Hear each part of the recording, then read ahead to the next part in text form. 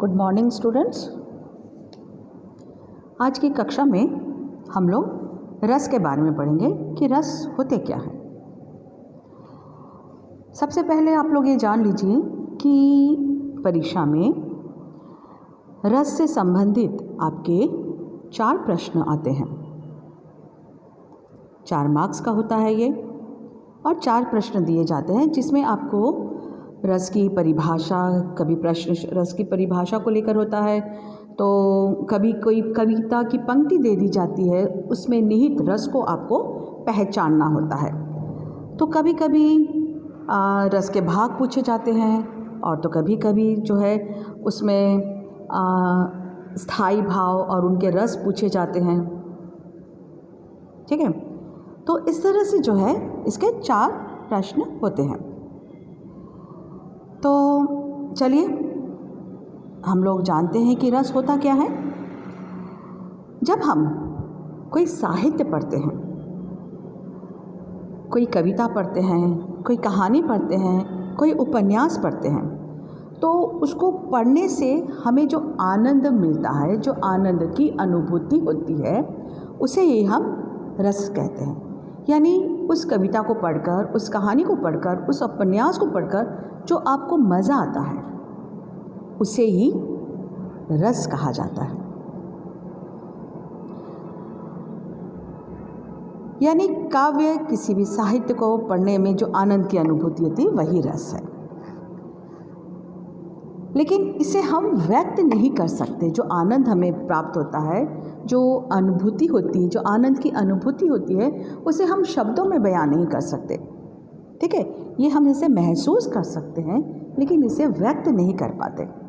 ठीक है, तो इसीलिए कहा है कि काव्य से जो आनंद की अनुभूति होती है, वही रस है, और यही अलौकिक आनंद है। अलौकिक मतलब जिसे हम महसूस कर सकते हैं, लेकिन व्यक्त नहीं कर सकते। ठीक है, तो रस के जो है 4 भाग होते हैं। रस के बारे में हम लोग जानते हैं कि रस के 4 भाग होते हैं, और वो है स्थायी भाव, विभाव, अनुभव और संचारी भाव। स्थायी भाव क्या है? स्थायी भाव से ही, शब्द से ही आपको पता चल रहा है, स्थायी यानी परमानेंटली। ये स्थायी भाव जो है वो 9 प्रकार के होते हैं, जो हर मनुष्य में विद्यमान होता है, हर मनुष्य में होता है, और ये समय के अनुरूप, समय के अनुसार ये जागृत होते हैं। ठीक है, तो स्थायी भाव जो है हर मनुष्य के भीतर रहता है, हर मनुष्य में रहता है, और समय के अनुसार, समय के अनुरूप ये जागृत होते हैं। ठीक है, तो पहला है रति, हास, शोक, क्रोध, उत्साह, भय, घृणा, विस्मय और उदासी। ये भाव जो है हमेशा हर मनुष्य में उत्पन्न होता है। और ये भी आप लोग जानते चलिए कि रस को सर्वप्रथम नाट्यशास्त्र के निर्माता भरत मुनि ने, जिन्होंने नाट्यशास्त्र की रचना की है, जिन्होंने नाट्यशास्त्र को लिखा है, उन्होंने इस 9 रसों को अपने नाट्यशास्त्र में सर्वप्रथम परिभाषित किया। उन्होंने लोगों को इन 9 रसों से परिचित कराया। ठीक है, तो इसके जो जन्मदाता है वो है भरत मुनि, जिन्होंने सर्वप्रथम अपने नाट्यशास्त्र में रसों को परिभाषित किया। ठीक है, तो स्थायी भाव तो आप लोग जान रहे हैं कि स्थायी भाव जो है वो 9 प्रकार के होते हैं। ठीक है, और ये स्थायी हर मनुष्य में ये रहता है। ठीक है, शोक, जैसी परिस्थिति आती है शोक उत्पन्न होता है। क्रोध, अगर जैसी परिस्थिति के अनुसार क्रोध उत्पन्न होता है। हास्य, ठीक है, घृणा, भय, विस्मय और उदासी, ये हर मनुष्य में होता है। लेकिन परिस्थिति के अनुसार ये जागृत होते हैं। ठीक है, इसके बाद है अनुभव। अनुभव का अर्थ होता है कारण। कारण यानी उस रस की उत्पत्ति की वजह, किस वजह से, किस कारण से जो है ये रस उत्पन्न हुआ है वो। स्थायी भाव को जागृत करने के कारण को विभाव कहा जाता है, जिसके कारण रस की उत्पत्ति हुई या बढ़ा है, ठीक है, या बढ़ता है। और ये जो है दो प्रकार के होते हैं। पहला है आलंबन विभाव और दूसरा है उद्दीपन विभाव। स्थायी भाव की उत्पत्ति में जो मूल कारण होता है उसे आलंबन विभाव कहते हैं। जैसे यहाँ मैंने उदाहरण दिया है वीर रस में, ठीक है, वीर रस में जो है, वीर रस कौन सा है? उत्साह में, यानी उत्साह में जो है अपने शत्रु, वीर रस है, उत्साह का जो रस है वो वीर है। तो वीर रस में जो है सामने खड़ा शत्रु और उसकी चेष्टाएं, वो आपको जो है क्रोध दिलाने की जो है कोशिश कर रहा है, आपको क्रोध दिला रहा है, ठीक है, और उसका ताल ठोकना, गर्व से की गई चेष्टाएं, ये आपको उद्दीप्त कर रही है, आपको जागृत कर रही है, आपके उसमें जो है वीर रस को जागृत कर रही है। ठीक है, उसके बाद है अनुभव। किसी के मन में जो कोई भाव उत्पन्न होता है उस भाव का प्रभाव हमारे शरीर पर पड़ता है। जब अगर हम हंसते हैं, हास्य जो है हास्य रस की उत्पत्ति हो रही है, किसी बात पर कोई चुटकुला सुन रहे हैं, कोई ऐसी घटना को देख रहे हैं जिससे हमें हंसी आ रही है, तो क्या होता है, इसका शरीर पर हमारे प्रभाव पड़ता है। कैसे? हम लोग जो है खिलखिलाने लगते हैं, ठहाका मारकर हंसने लगते हैं और दांत दिखाई देने लगते हैं, गाल फैल जाते हैं, कभी कभी तो कोई इतना हंसते हंसते लोटपोट हो जाता है। ठीक है, और कोई हंसता है तो उसका बदन थिरकने लगता है, ठीक है, शरीर जो है हिलने लगता है। तो इसका प्रभाव जो होता है वो रस का प्रभाव आपके शरीर पर पड़ता है। जैसे भयानक भय है, भय रस की जब उत्पत्ति होती है तो क्या होता है, हमारा चेहरा डर के मारे जो है सफ़ेद पड़ जाता है। ठीक है, एकदम कांटो खून नहीं रहता, एकदम चेहरा सफ़ेद पड़ जाता है, आंखें फैल जाती हैं। तो इस शरीर पर प्रभाव पड़ता है, वो है अनुभव। ठीक है, तो किसी के मन में जो कोई भाव उत्पन्न होता है तो उस भाव का प्रभाव अंगों पर, हमारे शरीर पर उसका प्रभाव दिखाई देता है। ठीक है, जैसे क्रोध से आंखें लाल हो जाना, उत्साह में बाहें भड़कना, ठीक है, प्रेम में हृदय का धड़कना, यह है अनुभव। मतलब इसका फर्क, इसका असर हमारे शरीर पर दिखाई देता है। तो हम लोग ये कह सकते हैं कि विभाव कॉज यानी वजह है, कारण है, तो अनुभव उसका इफेक्ट है, प्रभाव है। ठीक है,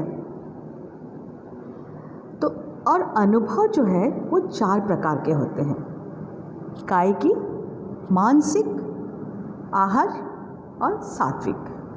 ठीक है, जिस तरह से विभाव 2 प्रकार के होते हैं, आलंबन विभाव और उद्दीपन पर विभाव, ठीक उसी तरह से अनुभव भी 4 प्रकार के होते हैं: कायिकी, मानसिक, आर्य और सात्विक। इसके बाद है संचारी भाव। रस के 4 भाग होते हैं, जिसमें से हमने स्थायी भाव पढ़ा कि स्थायी भाव जो है 9 प्रकार के होते हैं।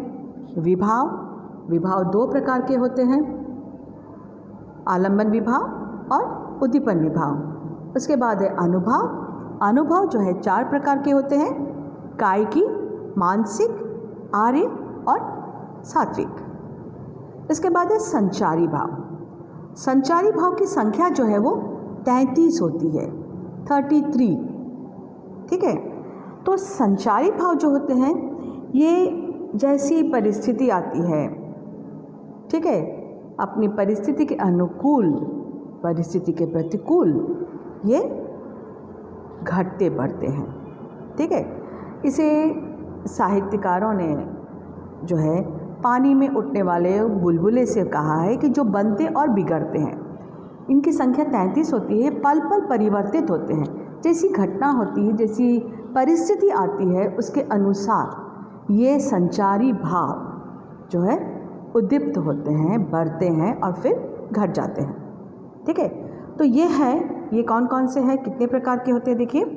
हर्ष, उदासी, गर्व, लज्जा, चिंता, उत्सुकता, शंका, आलस्य, मद, मोह, स्मृति, ग्लानि, उन्माद, चपलता, आवेग, दीनता, विस्मय, उग्रता, डर, वात्सल्यता, निर्वेद,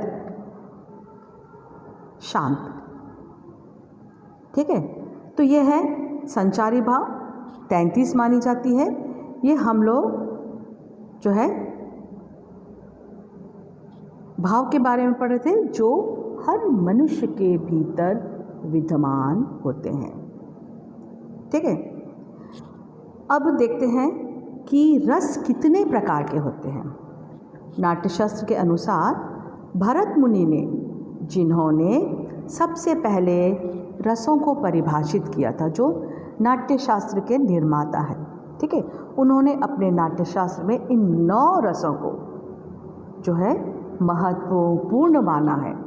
इन 9 रसों के बिना नाटक संपूर्ण नहीं होता, क्योंकि ये 9 रस हमारे जीवन के महत्वपूर्ण भाग है। ठीक है, तो उनके अनुसार रस जो है 9 प्रकार के माने जाते हैं। लेकिन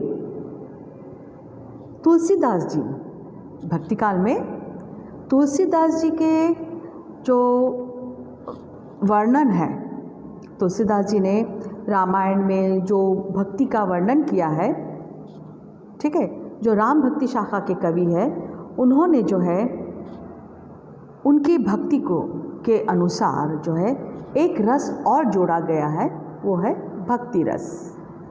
इसके बाद सूरदास जी के सुरसागर, सूरदास जी का जो सूरदास जी जो है कृष्ण भक्ति शाखा के प्रमुख कवि थे, और उनकी जो प्रसिद्ध रचना है सुरसागर में उन्होंने श्री कृष्ण के बाल रूप का जो है अभूतपूर्व वर्णन किया है, और इसीलिए उनके इस वात्सल्य वर्णन की वजह से जो है इसे भी जो है रस में जोड़ा गया है। तो इस तरह से जो है जो रसों की संख्या 9 थी वो बढ़कर 11 हो गई है। ठीक है, तो हम लोग देखते हैं स्थायी भाव और रस। ठीक है, स्थायी भाव तो आप लोग जान ही गए हैं, रति,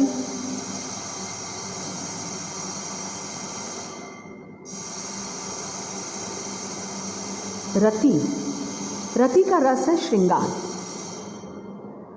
और हास स्थायी भाव, इसका रस है हास्य। शोक स्थायी भाव, इसका रस है करुणा। क्रोध स्थायी भाव, इसका रस है रौद्र। उत्साह स्थायी भाव, इसका रस है वीर रस। भय, इसका भय जो है स्थायी भाव है, इसका रस है भयानक। जुगुप्सा यानी घृणा, इसका रस है विभत्स रस। विस्मय, इसका रस है अद्भुत।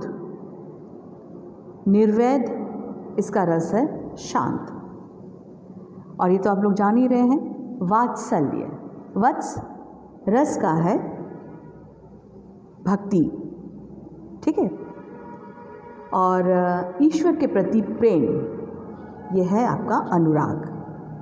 ठीक है, तो भक्ति रस और वात्सल्य रस, इसको आप वात्सल्य रस भी कह सकते हैं। ठीक है, तो वत्स जो है स्थायी भाव है, और वात्सल्य जो है इसका रस है, और ईश्वर के प्रति भक्ति रस।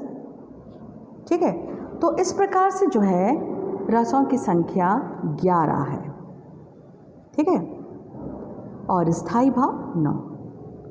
तो स्टूडेंट्स, उम्मीद है कि आप लोगों को रस जो है वो समझ में आया होगा।